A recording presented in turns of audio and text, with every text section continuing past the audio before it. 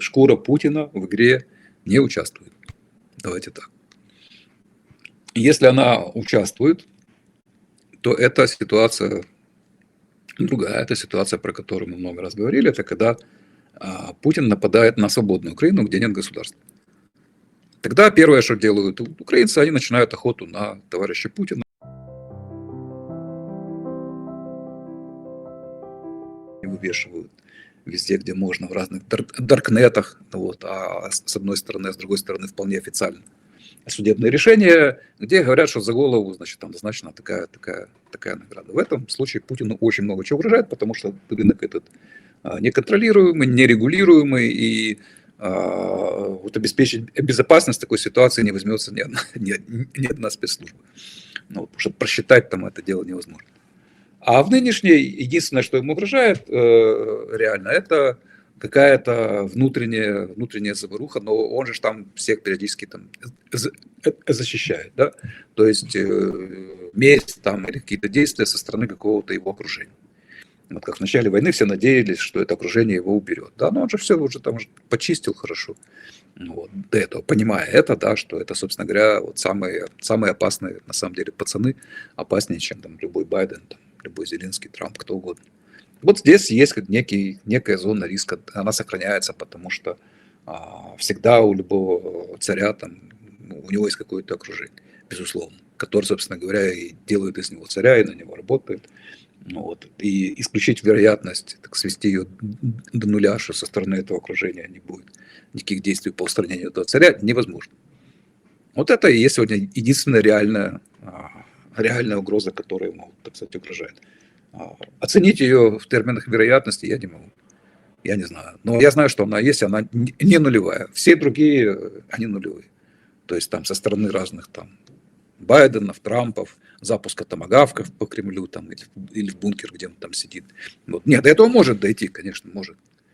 Безусловно, может дойти, но сейчас этого пока что нет. Так, ну, реально посмотреть на потери там среди военных, среди мирного населения, то они не так велики. Это, кстати, один из факторов, который расслабляет условный Запад, так сказать. Они говорят, ну так а что там, подумаешь, там 10 тысяч. Посмотрите, сколько там вот в той же Югославии, сколько было там, вот, когда она там распадалась, и была там эта война вся, ну, серия, скажем так, войн, когда Сербия пыталась все это обратно себе вернуть. Вот. Там на порядок больше потери и ничего. Ну, это действительно так, потому что если мы вспомним те события вот югославские, то тоже на самом деле НАТО очень долго тянуло, и Запад тянул там буквально до последнего. Ну и, собственно говоря, там очень сейчас сомнительно все, на самом деле, сомнительно все. Вот в свете новых открывшихся фактов, как это обычно бывает. Вот. Но тем не менее, то есть я помню как раз в это время был, ну, когда был разгар этой войны, я был в Вене, вот, и там ходили вот эти самые ООНовцы, эти белые каски, значит, они там были в Австрии. И когда я увидел, что оттуда ходит автобус на Белград, я понял, что насколько близко на самом деле расположен этот конфликт. А здесь все спокойно, как бы вот, то есть там, ну, по тогдашним моим представлениям, режут людей в массовом порядке. Вот, а здесь себе спокойно, значит, вот Вена, вот они, эти ООНовцы, значит, дурацкие, никому не нужны. Вот. Но, в принципе, все это происходит потому, что есть такая штука, как коллективизм. И именно он лежит в основе, в том числе и геополитики. То есть геополитика – это просто одно из проявлений коллективизма. А коллективизм, его идея состоит в том, что, в принципе, существует некая коллективная сущность, которая является субъектом. Вот один народ там воюет против другого народа, да, то есть там немцы напали на Францию, да, то есть вот прямо видится, все немцы встали, бросили свои дела, вот они там что-то, значит, занимались бизнесом. Так, пора, напасть нам на Францию. И пошли, значит, без всяких фюреров, ну, без ничего. вот, просто, значит, взяли там сковородки там и так далее. А французы, то есть, опять-таки, все французы, опять-таки, вот бросив все свои дела, кинулись, так сказать, защищать. Вот, то есть, ну, понятно, что в жизни такого не бывает, быть не может, и никогда не было, но вот коллективизм вот как-то это дело ловко так под коврик замахивает, реалистичность, скажем так, да, событий, вот, и выдает все вот таких вот псевдосубъектных вот категорий. То есть, когда мы верим, что Франция это субъект, Германия это субъект, то сказать, что Франция напала на Германию или Германия на Францию, очень легко, и в это легко поверить, потому что, ну, вот же они сражаются там друг с другом какие-то люди, да, но вот это вот Франция, это и есть вот это Франция, и Германия там и все остальное. Вот. И, соответственно, это как бы развязывает уже руки для совершенно там людоедского мышления в стиле геополитики, когда мыслится все не в человеческих интересах, а в интересах вот этих вот несуществующих как бы сущностей. И это же развязывает руки для того, чтобы под этим соусом реализовывать какие-то свои личные интересы. А тут ведь страшная вещь какая получается еще, среди прочего, что такие люди, как там Киссинджеры разные, там Бжезинские, которые принесли нам всем очень большой вред, ну и в целом там людям как таковым, они ведь, ну, условно говоря, сами с этого особо ничего не поимели. Ну, кроме того, что у них была какая-то оплачиваемая работа все это время, ну, вот как бы хорошо оплачиваемая, да, но не это было причиной как бы их деятельности, а вера вот в эту всю фигню, которую они проповедовали, они очень легко вот эти вот, как Бжезинский говорил, там всемирная шахматная доска, вот они там, значит, фигурки на этой доске легко переставляют, вот, и переставляли и раньше. То есть это, ну, явление, которое не новое, ему там много веков, вот, и сформулировано оно именно вот в том виде, как мы к нему привыкли, было, скорее всего, Макиавелли, который как раз про этого принца, значит, писал, где под принцем он понимал, ну, олицетворение именно государства. То есть Макиавелли один из певцов и создателей государства как абстракции со своими интересами, которым служит, в частности, вот этот его принц. Вот. А дальше уже от имени этого государства он скажет, что там вот, да, можно предавать, там можно обманывать, потому что все это во имя высшей какой-то благой цели, потому что есть такой субъект, как государство. Да, то есть, вот, но у него он называется республика. Вот, но тем не менее, то есть под ним он понимает как бы государство, вот, так, как мы его понимаем. Вот, то есть как некая абстракция, которая вот, может как-то действовать, у которой есть какие-то интересы. И, потому что до этого момента, там, во времена там, ну, тоже там, Столетней войны, да, ни французскому, ни английскому королю не приходило в голову, что это война Англии и Франции. Вот. Это была чисто там династическая война по поводу того, должен ли быть, имеет ли английский король право, значит, у себя на гербе изображать вот этих вот львов, вот, трех, да. То есть, собственно говоря, кто чей вассал, на самом деле, вопрос встал. Вот, и вот, собственно говоря, они 100 лет, значит, эту проблему выясняли, кто чей вассал. И там уже, конечно, попутно уже были такие разные интересы, но никому в голову не приходило это назвать войной Франции и Англии. Это мы сейчас их так называем, потому что мы уже как бы испорчены вот этим всем коллективистским видением, псевдосубъектностью вот этих вот Англии, Франции, там, Германии, ну и вообще народов, так сказать, и прочего вот этого вот всего. Вот. То есть 100 лет себе спокойно они там, значит, с перерывчиками на обед этим делом занимались. Вот. Ну, а потом это все закончилось, как бы, потому что уже потеряло тогда свою актуальность определенную. Вот. Поскольку отношения, ну, те вот, скажем так, феодальные, они были более человечные на самом деле, персонифицированные, да, то есть это было именно выяснение отношений между королями, там, их потомками, уже понятное дело, и связанным со всем этим делом знатью, вот, то происходили события были далеко не такие кровавые, какие они были после, когда, например, во времена 30-летней войны или во времена религиозных войн в Европе, когда как раз коллективной сущностью уже выступала, она там появилась, да, эта коллективная сущность, и там это была вера. Да, то есть они сражались за веру, то есть католики с протестантами резали друг друга активно за веру, и это давало уже совсем другие потери, это давало уже горы трупов, вот, там уничтоженные города и все такое прочее. Потому что вот была эта абстрактная сущность, ради которой они все это делают. То есть когда войны велись за то, какие, значит, картинки должны быть на чем гербе их тучей вассалы, ну, соответственно, кто кому дань должен платить, вот, то они были, так сказать, далеко не такие кровопролитные, как они стали потом. Ну и мало того, в общем-то, раньше, да и сейчас это можно увидеть там в разных мультфильмах, фильмах там, и так далее. То есть, собственно говоря, задача сражающихся армий было найти в стане врага там, короля или вообще полководца какого-нибудь, да, вот, и убить его. После этого битва прекращалась. Вот. То есть не надо было всех уничтожать. Если ты завалил вот этого главного, который, значит, собственно говоря, в чьих интересах это все происходит, да, то все. На этом, значит, они там расходились, вот, и все, там дальше, значит, те, кто проиграл, отступали, да, а те, кто победил, они праздновали победу. Потому что понятно, что вот он, значит, пацан, а вот его интерес, вот это он привел это войско с собой. Если завалили пацана, то войско говорит, ну а мы тут как бы ни при чем, нам деньги там, это самое, или у нас тут этот просто повинность, значит, нас пригнали, вот. И таких случаев, ну, не то, что много, это просто практика повсеместная.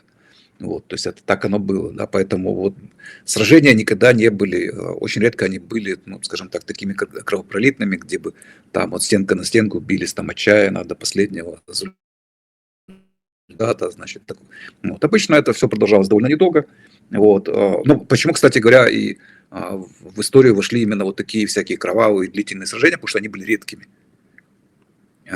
Обычно сражение было на поле боя вот до тех пор, пока, значит, не станет ясно, кто, так сказать, имеет здесь решающее преимущество, вот, и кто в итоге выиграет, либо, значит, тогда, когда можно было, значит, убить конкретного там, человека, который эту армию, собственно говоря, привел. Вот.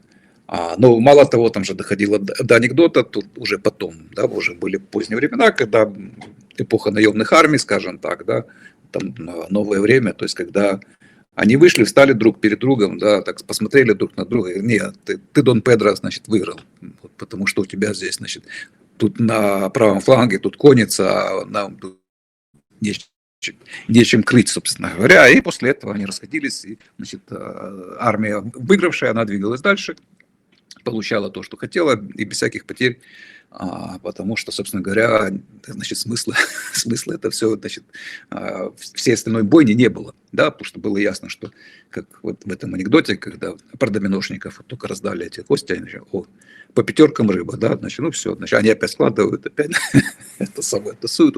Когда по пятеркам рыба, то, собственно говоря, какой смысл дальше вот это стукать вот этими камнями об стол, когда ты видишь, что по пятеркам рыба. Вот. Поэтому, а сейчас нету, потому что сейчас вся, значит, элита от армии, от войны отделена, да, то есть она как бы сидит в бункере, а холопы воюют.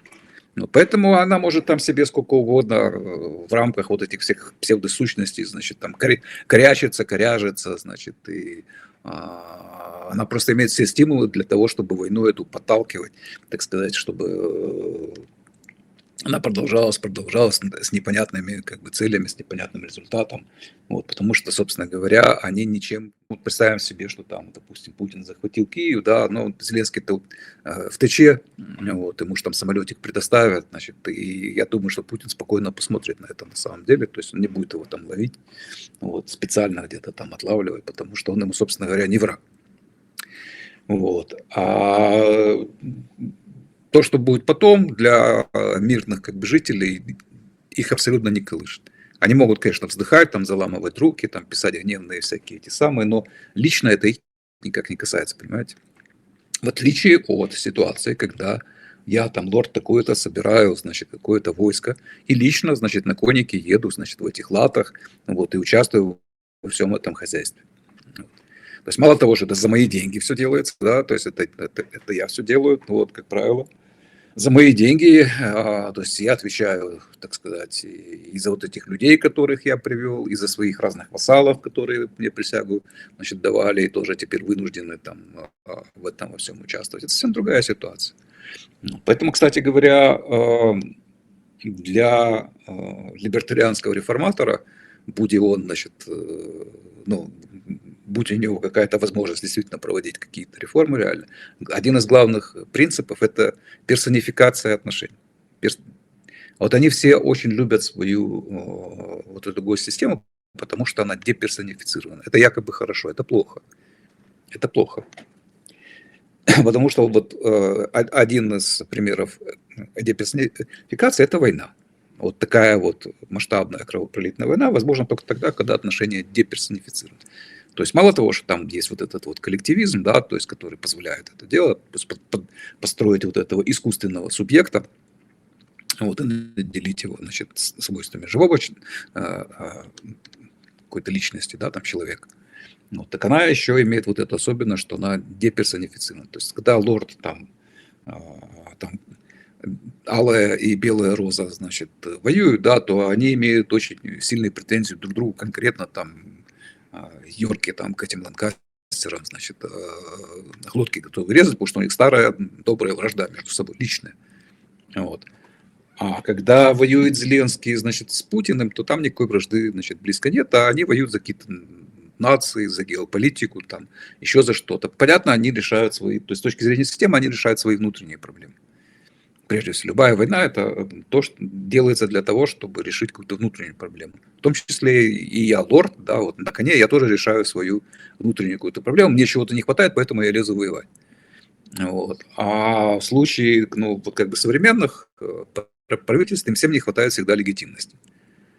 Вот. И главное, почему Путин, значит, лезет, собственно говоря, сюда, потому что ему там легитимности в России маловато. Вот. Ему надо что-то такое, вот маленькая победоносная война.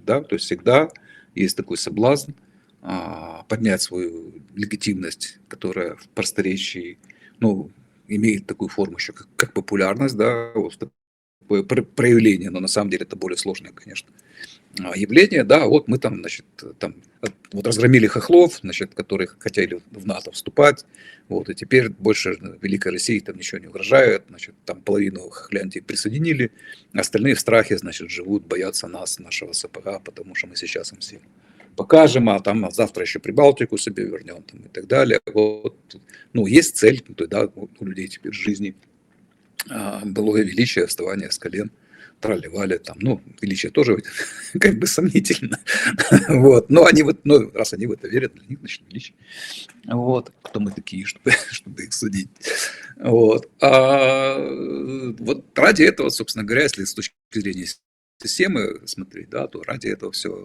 и происходит. Но опять-таки, когда у вас отношения деперсонифицированы, когда у вас есть коллективные вот эти псевдосущности, то тогда война продолжается долго, и потери в ней очень-очень велики. Вот, потому что нет шкуры в игре, да? То есть своей шкурой они там не рискуют, Путин на коннике не скачет впереди вот, воинства, а там ему навстречу Зеленский, значит. И вот поэтому вот так вот оно продолжается и будет продолжаться, пока либо не, ну, они там не найдут себе другое какое-то занятие. Да, я уже как-то рассказывал здесь про этого человека, который, когда американцы решали, какой город в Японии бомбить, то одна из первоначальных целей была Киото. То есть древняя столица, там императорский дворец, все такое. Вот. И один из генералов, который присутствовал на этом совещании, сказал: нет, давайте Киото не будем, потому что я там был, такой красивый город, не надо, давайте какой-нибудь другой. То есть вот я просто о том, это на каком уровне вся эта фигня происходит, понимаете? Вот они сидят, они знают, что вот сейчас полетит самолетик, и одной кнопочкой, значит, одним движением руки сбросит бомбу, которая этот город сотрет с лица земли. Вот, ну так запросто вообще, да, то есть это нефиг делать, что называется. Вот. Там можно говорить о том, да, что это там с военной точки зрения, оно там сберегло еще больше жизней там, и так далее, вот такая жертва там, туда-сюда, потому что вот прилетел один самолет, одна бомба, один город.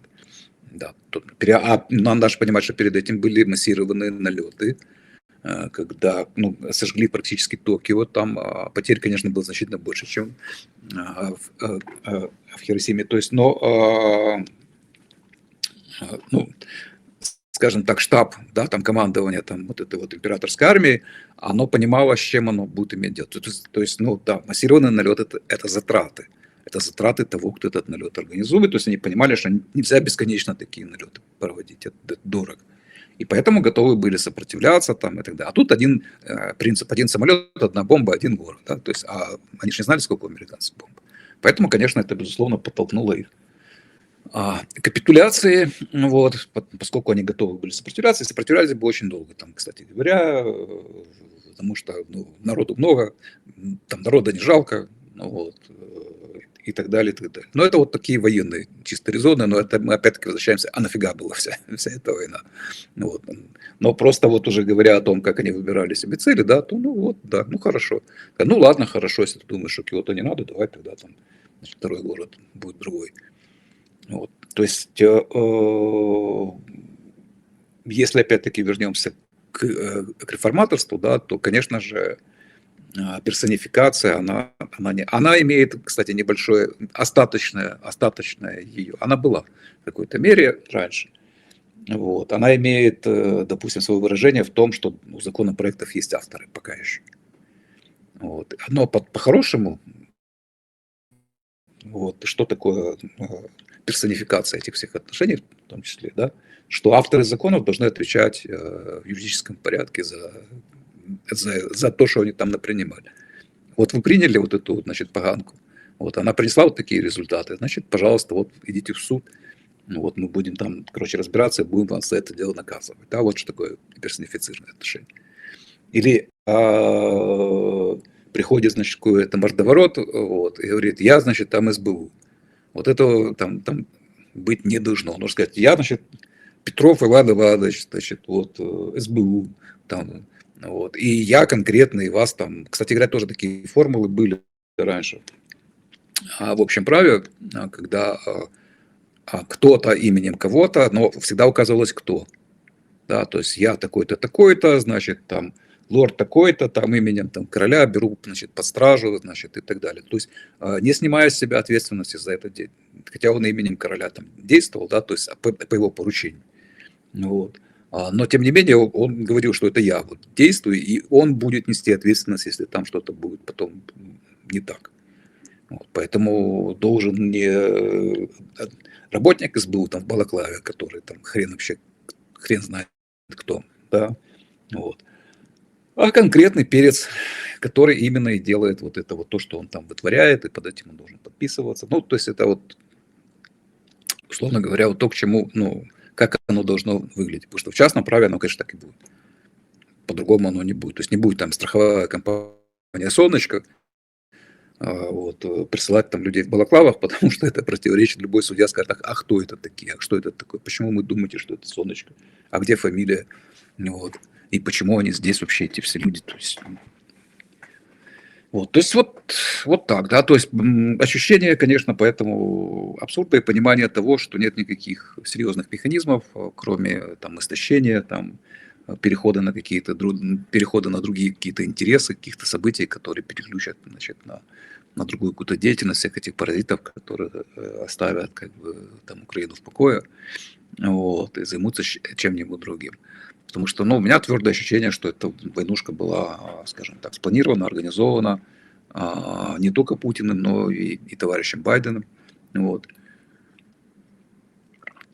которому опять-таки нужна, то есть там другие цели, да, то есть там не маленькая победоносная война в интересах Байдена, а вообще любая война, чтобы она тут горела. Ну и в частности мы много раз говорили о том, что Украина им в принципе не нужна, они хотели бы, конечно, от нее избавиться. А вот раз товарищ Путин предъявляет на нее претензии, и слава богу.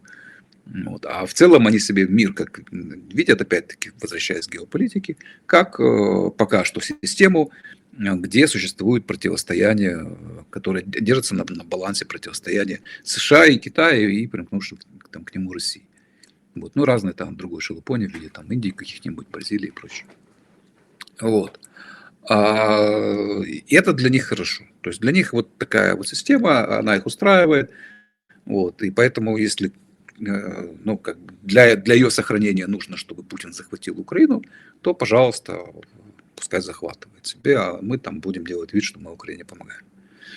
Вот, то есть вот это опять-таки мышление в духе геополитики, да, то есть интересов стратегических. Вот, они дальше себе они мыслят, что либо будет, условно говоря, там конвергенция китайская, значит, американская. Вот. Ну, собственно говоря, она уже происходит, то есть в виде того, что Америка превращается в Китай. Как оно по-другому не может быть. Конвергенция. Вот. Старая добрая, значит, это самая теория конвергенции.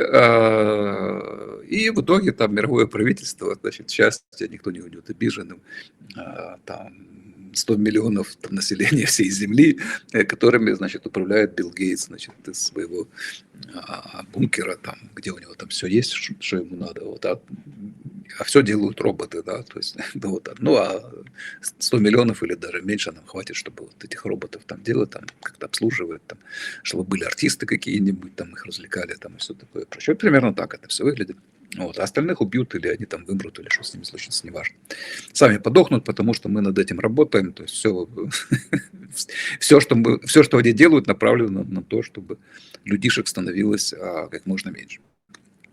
То есть, конечно, лучше не в виде там ядерной войны, да, потому что мы тоже, ну, их тоже может в этом деле там как бы зацепить. Ну, вот, видишь, такая малопредсказуемая, слишком разрушительная, а вот всякая такая постепенная, значит, там, политика в виде там гендера-шмендера, там, поощрения практически кастрации детей, вот, без спроса как бы родителей и, там, и так далее, и так далее, и так далее. Вот это вот все как бы у него есть, ну, такая системная опять-таки цель в виде того, чтобы людей было меньше. То есть, ну, это опять-таки мышление вот такое в духе как бы где присутствуют вот всякие вот такие вот коллективные сущности и у их интересах вся эта деятельность проходит.